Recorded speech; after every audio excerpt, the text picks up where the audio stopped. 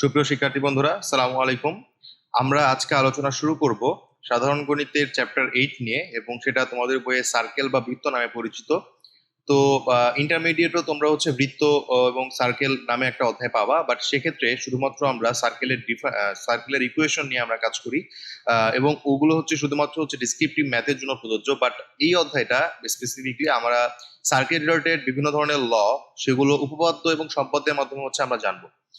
তো এই বৃত্ত অধ্যায়টাতে হচ্ছে টোটাল 5টা সাব অধ্যায় আছে। তো এই 8.1 থেকে 8.5 পর্যন্ত সবগুলি আমরা বিস্তার আলোচনা করব, এবং তোমাদের যে বইয়ে উদাহরণ হিসেবে যে উপপাদ্য এবং সম্পদ্যগুলো দেওয়া আছে সেগুলো করার পাশাপাশি তোমাদের অনুশীলনীতে যেগুলো খুব বেশি ইম্পর্টেন্ট এবং একসাথে পরীক্ষায় আসবে বা জানা দরকার সেগুলো নিয়েও আমরা আলোচনা করব। তো আমি তোমাদের সাথে আছি মোহাম্মদ আসাদুজ্জামান শান্ত। চলো আজকে আলোচনা শুরু করা যাক। তো একেবারে আমরা বেসিক থেকেই শুরু করি। তো বেসিক থেকে যদি আমরা বলতে চাই যে আসলে বৃত্তটা কি, মূলত তো বৃত্ত হচ্ছে একটি সমতলীয় জ্যামিতিক চিত্র যার বিন্দুগুলো কোন একটি নির্দিষ্ট বিন্দু থেকে সমদূরত্বে অবস্থিত। তো বৃত্ত থাকে এমন একটা হচ্ছে কি একটা সমতলীয় জ্যামিতিক চিত্র, তার মানে যে কোনো একটা সার্ফেসের উপরে বৃত্তটা থাকবে, এবং যার যে সঞ্চার পথের যে বিন্দুগুলো থাকে সেই বিন্দুগুলো হচ্ছে একটি নির্দিষ্ট বিন্দু থেকে সমদূরত্বে থাকে। অর্থাৎ একটা নির্দিষ্ট পয়েন্ট থেকে যদি অনেকগুলো পয়েন্ট একসাথে সেম ডিস্টেন্স মেনটেন করে চলে, তাহলে সেক্ষেত্রে সেটাকে আমরা বৃত্ত বলি। তো যে নির্দিষ্ট বিন্দু থেকে সমদূরত্ব থাকে সেই নির্দিষ্ট বিন্দু থেকে বলা হয় বৃত্তের কেন্দ্র।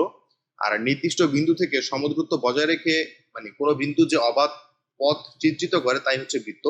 তো এই কেন্দ্র থেকে বৃত্তস্থ কোনো বিন্দু দূরত্বকে বলা হয় হচ্ছে ব্যাসার্ধ। এটা সবাই তোমরা জানো, বাট তারপরও অফিসিয়াল একটা সংজ্ঞা হচ্ছে আমরা জেনে নিলাম।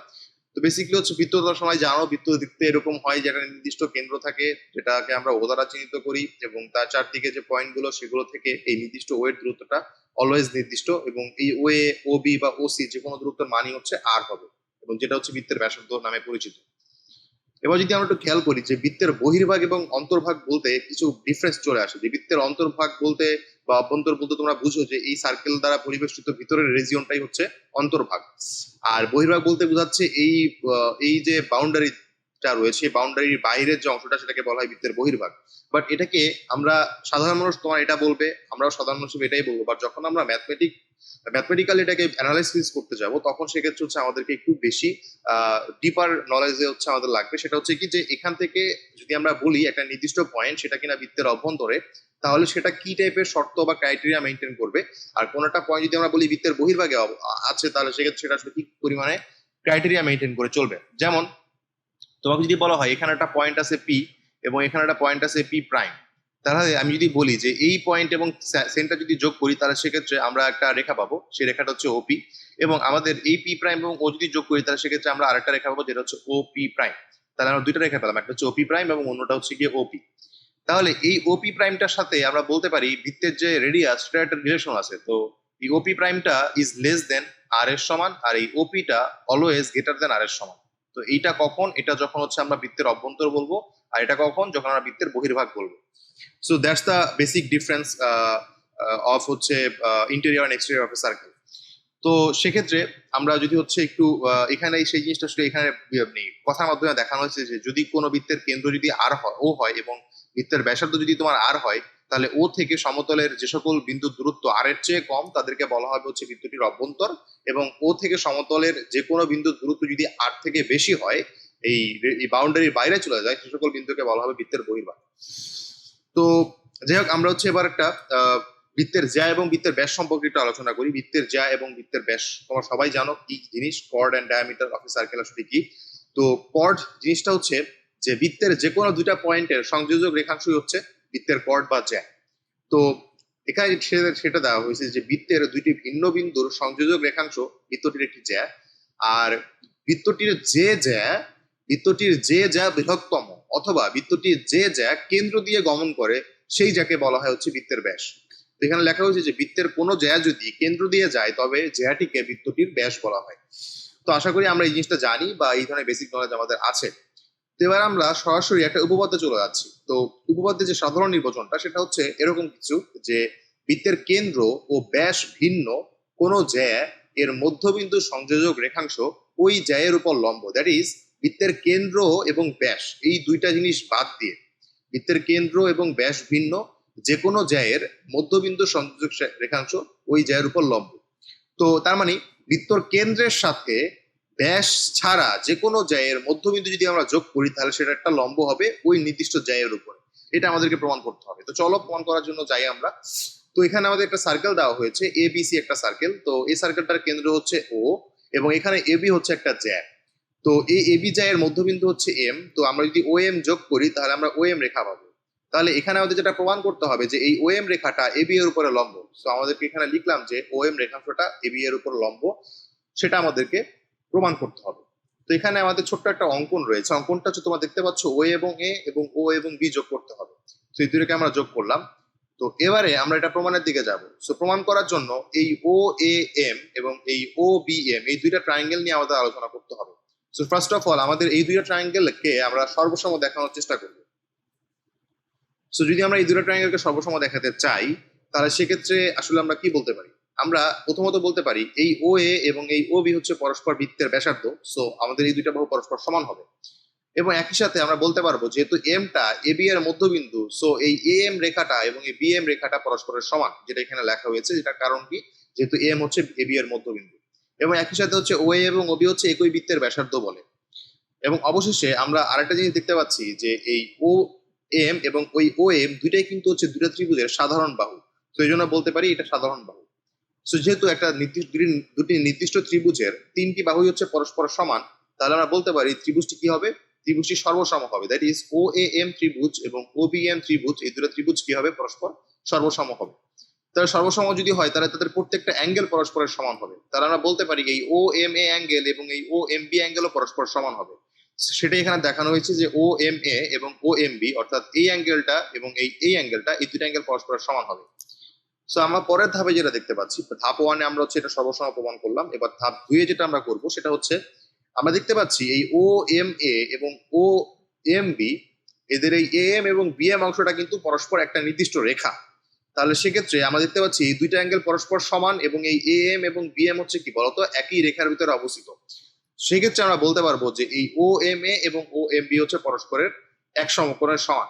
যদি এই ও এম এ এবং ও এম বি যদি পরস্পরের সমান হয় তাহলে আমরা অবশ্যই বলতে পারবো যে ও এম রেখাটা হবে এ বি এর উপর লম্ব। তাহলে এই যে এটা আমরা প্রমাণ করে ফেললাম। তবে এই লাইনটা তোমাদের একটু কনফিউশন রাখতে পারে, যেহেতু কোণদ্বয় রৈখিক যুগল কোণ। তো রৈখিক যুগল কোণটা হচ্ছে এমন একটা কোণ যে তোমার ওই দুইটা কোণের একটা নির্দিষ্ট বাহু থাকবে এবং অন্য বাহু দুইটা হচ্ছে একটা নির্দিষ্ট সরলরেখা ক্রিয়েট করবে। আবারও বলছি যে কি দুটি মানে কৌণিক কোণদ্বয় যদি রৈখিক যুগল কোণ হতে হয় তাহলে সেক্ষেত্রে আমাদের হচ্ছে একটা নির্দিষ্ট রেখার উপরে কোণদ্বয়ের দুইটা বাহু অবস্থিত হতে হবে এবং আরেকটা সাধারণ বাহু থাকতে হবে। সাধারণ বাহু না থাকলেও চলবে। সাধারণ বাহু না থাকলেও চলবে। ব্যাপারটা এরকম যে তোমাকে যদি বলা হয় যে এরকম কিছু, যে একটা নির্দিষ্ট রেখা আছে, এখানে একটা আছে এবং এখানে একটা আছে, ধরলাম এটা হচ্ছে এ পয়েন্ট, এটা হচ্ছে বি পয়েন্ট, এটা হচ্ছে সি পয়েন্ট, এটা ডি পয়েন্ট, এটা ই পয়েন্ট আর এটা এফ পয়েন্ট। তাহলে দেখো তাদের কিন্তু নির্দিষ্ট বাহুর উপরে তারা অবস্থিত। এই অ্যাঙ্গেলটা এবং এই অ্যাঙ্গেলটা কিন্তু পরস্পর সমান হবে। বাট তাদের কিন্তু নির্দিষ্ট কোনো কি নাই, নির্দিষ্ট কোনো তোমার হচ্ছে সাধারণ বাহু ছিল না। বাট এক্ষেত্রে কিন্তু সাধারণ বাহু আছে। যাই হোক, এই ক্ষেত্রে আমাদেরকে রৈখিক যুগল কোণ বলবো এবং এদের পরিমাপ পরস্পর সমান হয় এবং সেক্ষেত্রে ও এমটা এ বি এর উপর লম্ব হয়। তো আমরা পরের উপপাদ্যে চলে যাওয়ার আগে আমরা হচ্ছে দুইটি অনুসিদ্ধান্ত সম্পর্কে জানবো। তো অনুসিদ্ধান্ত গুলো হচ্ছে, অনুসিদ্ধান্ত এক, যে বৃত্তের যে কোনো জ্যা এর লম্ব দ্বিখণ্ডক কেন্দ্রগামী। তাহলে ব্যাপারটা কি বোঝাচ্ছে? বৃত্তের যে কোনো জ্যা, তো আমরা যদি এটা ধরলাম একটা সার্কেল, এটা সার্কেলটা ভালো সুন্দর হলো না, যে সার্কেল এটা, এই সার্কেলের সেন্টার যদি এটা হয় তো বলছে যে কোনো জ্যায়ের লম্ব দ্বিখণ্ডক। তাহলে মনে করলাম এটা হচ্ছে একটা নির্দিষ্ট জ্যা, যেটা হচ্ছে গিয়ে এ বি জ্যা। তো এটা নির্দিষ্ট সমদ্বিখণ্ডকটা আমরা মনে করলাম হচ্ছে গিয়ে এটা, এটা হচ্ছে কি আমরা মনে করলাম ডিও। তাহলে দেখতে পাচ্ছ যে এইটা সমদ্বিখণ্ডকটা অলওয়েজ কি হবে? বৃত্তের কেন্দ্রগামী হবে। এই জিনিসটা হচ্ছে আমাদের এখানে বলা হয়েছে। তো পরে যে অনুসিদ্ধান্তটা আছে সেটা হচ্ছে যে এরকম একটা জিনিস যে এখানে আরেকটা বলা হচ্ছে যে কি যে কোনো সরল রেখা একটি বৃত্তকে দুইয়ের অধিক বিন্দুতে ছেদ করতে পারে না। অর্থাৎ এটা খুবই একদম পুরো দিনের আলোর মতো সত্য। দেখো যে আলটিমেটলি একটা নির্দিষ্ট বৃত্তে যদি আমরা একটা রেখা আঁকি, যে কোনো ভাবে তুমি রেখাটা আঁকো না কেন, ওই নির্দিষ্ট বৃত্তকে সর্বাধিক দুইটি বিন্দুতে ছেদ করতে পারবে। যেটা এখানে বলা হচ্ছে যে কোনো সরল রেখা একটি বৃত্তকে দুইয়ের অধিক বিন্দুতে ছেদ করতে পারে না। তো আশা করি দুটো অনুসিদ্ধান্ত আমাদের জানা আছে বা আমরা হচ্ছে বুঝতে পারছি। এবার আমরা উপপাদ্য দুয়ে চলে যাচ্ছি বা পরের উপপাদ্যে চলে যাচ্ছি। তো পরের উপপাদ্যে যেটা বলা হচ্ছে যে বৃত্তের সকল জ্যা কেন্দ্র থেকে সমদূরবর্তী। কি বলা হলো? বৃত্তের সকল জ্যা কেন্দ্র থেকে, সকল সমান জ্যা কেন্দ্র থেকে সমান দূরবর্তী। তো এই যে সমান যেটা আসলে কি জিনিস সেটা আমরা একটু এখানে বোঝার চেষ্টা করি। আমাদের একটা সার্কেল আছে, এই সার্কেলটা হচ্ছে এবিসিডি সার্কেল। এই সার্কেলটা সেন্টার হচ্ছে গিয়ে ও। এই সার্কেলটা দুটি যা, একটা হচ্ছে এবি এবং অন্যটা হচ্ছে সিডি। এই সিডি এবং এবি যা পরস্পরের সমান। তো তাহলে যেটা প্রমাণ করতে হবে, এই সিডি থেকে ও এর দূরত্ব ওএফ এবং এবি থেকে ও এর দূরত্ব ওই, এই ওএফ আর ওই পরস্পর সমান, এটা আমাদেরকে প্রমাণ করতে হবে।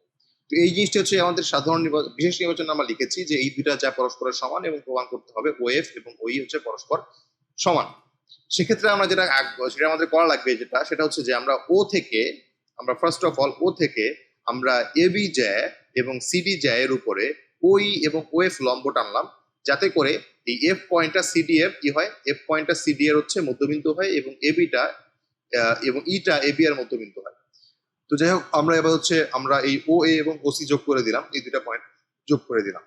এবার আমরা প্রথমত প্রমাণে চলে যাব। প্রমাণে আমরা ফার্স্ট ধাপে যেটা দেখবো সেটা হচ্ছে, যেহেতু এই ওইটা এবি এর উপরে লম্ব এবং ওএফটা সিডি এর উপরে লম্ব, তাহলে আমরা বলতে পারি আমাদের যে নির্দিষ্ট বাহু এই, দ্যাট ইজ এই বাহুটা এবং এই বি, এই দুটো হচ্ছে পরস্পরের সমান এবং এই সিএফ এবং হচ্ছে ডিএফ পরস্পরের সমান। কারণ কি, আমরা এই মাত্রই জানলাম যে বৃত্তের যে কোনো জায়ের লম্ব দ্বিখণ্ডক কেন্দ্রগামী, বৃত্তের যে কোনো জায়ের লম্ব দ্বিখণ্ডক কেন্দ্রগামী।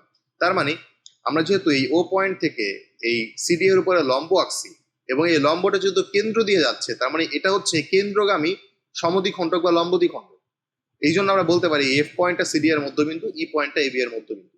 তো এনিহাউ আমরা হচ্ছে এই ই পয়েন্ট এবং এফ পয়েন্ট যেহেতু এর মধ্যবিন্দু, আমরা বলতে পারি এই ইকুয়াল টু হচ্ছে বি বলতে পারি এবং একই সাথে হচ্ছে সিএফ ইকুয়াল টু হচ্ছে আমরা ডিএফ বলতে পারি। সো যদি আমাদের সেক্ষেত্রে আমরা যদি চিন্তা করি, আমাদের হচ্ছে এখানে আমাদের যদি যেটা প্রমাণ করতে যাবো সেক্ষেত্রে আসলে এটা কি পরিমাণে ইফেক্ট ফেলবে, তো সেটা হচ্ছে প্রথমত আমরা হচ্ছে বলতে পারবো এখান থেকে যে এই আমাদের এই দূরত্বটা হচ্ছে হাফ অফ এবি হবে এবং এই আমাদের সি এর দূরত্বটা হবে হাফ অফ সিডি এর সমান, যেটা এখানে লেখা হয়েছে। তো পরবর্তী ধাপে আমরা ত্রিভুজ নিয়ে কাজ করব।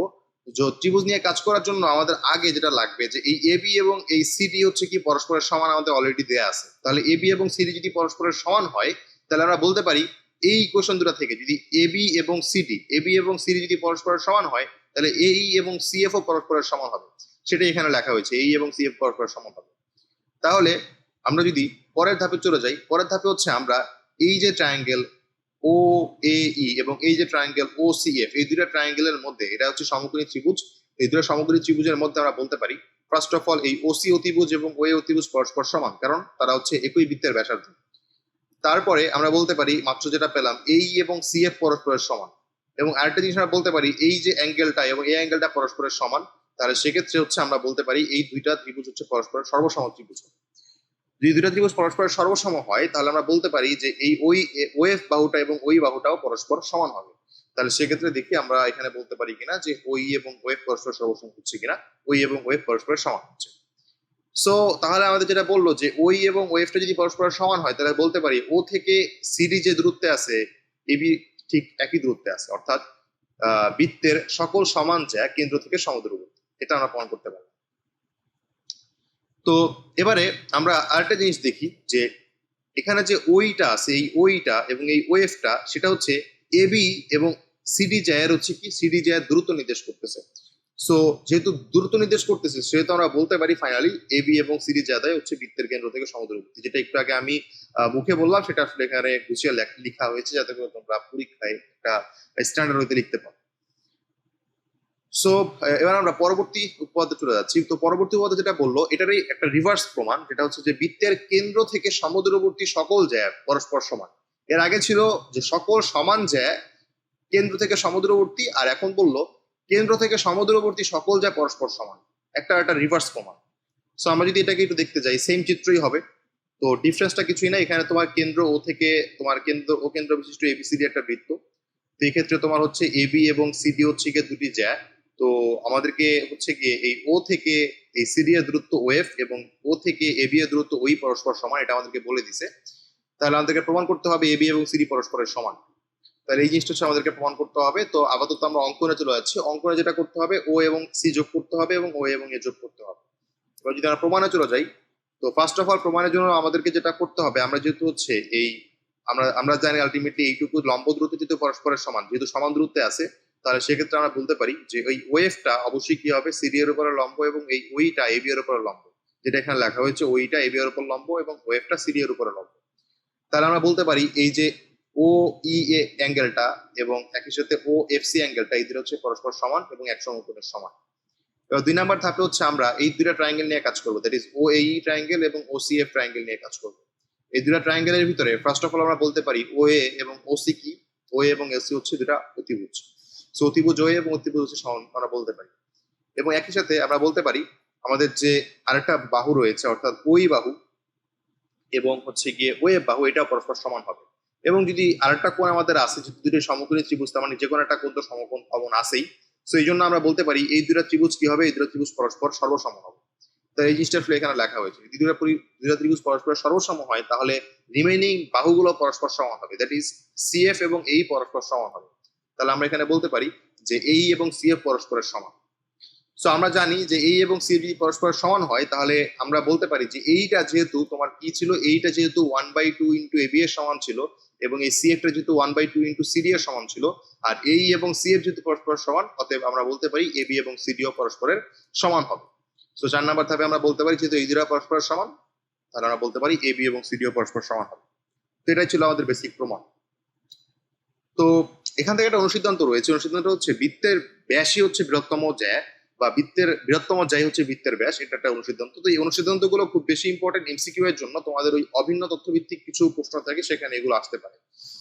তো পরবর্তীতে আমরা যে পদটা দেখতে পাচ্ছি সেটা হচ্ছে যে প্রমাণ করো যে দুটি সমান্তরাল জ্যা এর মধ্যবিন্দুর সংযোজক সরলরেখা কেন্দ্রগামী এবং জ্যাদ্বয়ের উপরে লম্ব। তো মোটামুটি ভাবে এই ধরনের একটা জিনিস আমরা পদ একে প্রমাণ করছি। সো আমরা যদি একটা এখানে চিত্র দেখি, আমাদের এখানে সাধারণ নির্বাচনের পরে আমরা বিশেষ নির্বাচনটাও লিখবো। সো যেটা আমরা দেখতে পাচ্ছি ও কেন্দ্র বিশিষ্ট একটি নির্দিষ্ট বৃত্ত এ বি সি ডি বা এ বি ডি সি আছে। তো এই নির্দিষ্ট বৃত্তের হচ্ছে কেন্দ্র ও, আর এখানে এ বি এবং সিডি হচ্ছে দুটি জ্যা। তো এই দুটি জ্যায়ের মধ্যে এ বি এর মধ্যবিন্দু হচ্ছে ই এবং সিডি এর মধ্যবিন্দু হচ্ছে এফ। তো এই ইএফ এর সংযোজক সরলরেখা হচ্ছে আমাদের হচ্ছে যেটা প্রমাণ করতে হবে আমাদেরকে যে এই ইএফ সংযোজক সরলরেখাংশটা কি কেন্দ্রগামী এবং একই সাথে এই জ্যাদ্বয়ের উপর পরস্পর লম্ব। সেটা যদি আমরা প্রমাণ করতে যাই তাহলে আমরা কি করলাম, আমরা হচ্ছে এই ও এফটাকে যোগ করে দিলাম, তারপরে আমরা প্রমাণে চলে যাচ্ছি। সো যেহেতু আমরা বলতে পারি এফটা হচ্ছে সিডি এর মধ্যবিন্দু, এফটা যেহেতু সিডি এর মধ্যবিন্দু, তাহলে আমরা বলতে পারি এই ওএফটা সিডি এর উপরে লম্ব। কারণ কি একটু আগে আমরা 1 নম্বর মধ্যে দেখেছি যে বৃত্তের ব্যাস ভিন্ন যে কোনো জ্যায়ের মধ্যবিন্দু এবং কেন্দ্রের সংযোজক সরলরেখাংশ ওই জ্যায়ের উপর লম্ব, এটা আমরা একটু আগে প্রমাণ করলাম। সো আমরা অবশ্যই বলতে পারি যে এইটা যেহেতু বৃত্তের জ্যা, এই বৃত্তের জ্যায়ের মধ্যবিন্দু হচ্ছে এফ। সো বৃত্তের কেন্দ্র এবং ব্যাস ভিন্ন যে কোনো জ্যায়ের মধ্যবিন্দু এই দুটো সংযোজক সরলরেখাংশ ওই জ্যায়ের উপর লম্ব। সেজন্য আমরা বলতে পারি যে ওএফটা হচ্ছে সিডি এর উপরে লম্ব। এবং একই সাথে আমাদের যেহেতু হচ্ছে এটা লম্ব, আমরা বলতে পারি ও এফ সি হচ্ছে এক সমকোণ আমরা বলতে পারি। পরবর্তীতে ধাপ 2 আমরা বলতে পারি ইটা হচ্ছে এবি এর মধ্যবিন্দু। যদি ইটা এবি এর মধ্যবিন্দু হয়, ঠিক একই উপপাদ্যের জেরে আমরা বলতে পারি যে আমাদের হচ্ছে এই ওইটা এবি এর উপরে লম্ব হবে। সো এই ওইটা এবি এর উপরে লম্ব, আমরা সেটা বললাম। তাহলে আমরা বলতে পারি ও ই এ কোণটা একই সমকোণ হবে, অর্থাৎ এক সমকোণ হবে ওই এ কোণ। তো যেহেতু ও এফ সি কোণ এক সমকোণ এবং ওই এ কোণ এক সমকোণ, তাহলে সেক্ষেত্রে আমরা বলতে পারি ও এফ সি কোণ এবং ও ই এ কোণ পরস্পর সমান। 1 নাম্বার ধাপ এবং 2 নাম্বার ধাপ থেকে আমরা বলতে পারি। সো ফাইনালি আমরা যেটা বলতে পারি যেহেতু আমাদের এই দুইটা কোণ পরস্পরের সমান, তাহলে সেক্ষেত্রে আমরা বলতে পারি যে এই দুইটা বাহু এবি এবং সিডি যদি পরস্পর সমান্তরাল হয় এবং ওই রেখা যদি এদের ছেদক হয়, তাহলে আমরা বলতে পারি এদের পরস্পর অনুরূপ কোণ দিয়ে পরস্পর সমান। তাহলে আমরা এটা রিভার্স হতে যদি আগাই যে ও এফ সি সমান ও ই এ সমান এবং ওই হচ্ছে পরস্পরের ছেদক, তাহলে এবি এবং সিডি পরস্পর সমান্তরাল হবে। এই জিনিসটা আমরা বলতে পারি কিনা, যেটা হচ্ছে কি আমাদের অনুরূপ কোণের একটা রিভার্স প্রমাণ। সো দেখি আমরা এই দুই রকম পরস্পর অনুরূপ কোণ এবং ও এফ একই সরলরেখায় অবস্থিত, সুতরাং ইএফ এর সংযোজক সরলরেখাংশ ও বিন্দুগামী এবং একসাথে এ বি এবং সিডি সমান্তরাল রেখা জ্যাদ্বয়ের উপরে লম্ব। এই জিনিসটা আমরা ফাইনালি বলতে পারি। সেটাই আমাদের প্রমাণ করতে বলছে, আমরা প্রমাণ করে ফেললাম ফাইনালি। সো ফার আমাদের আজকের লেকচার এই পর্যন্তই। আমরা পরবর্তী দিন আরো কিছু উপপাদ্য দেখবো, তো সেগুলো দেখার আমন্ত্রণ জানিয়ে আমরা এখানে বিদায় নিচ্ছি। ধন্যবাদ সবাইকে।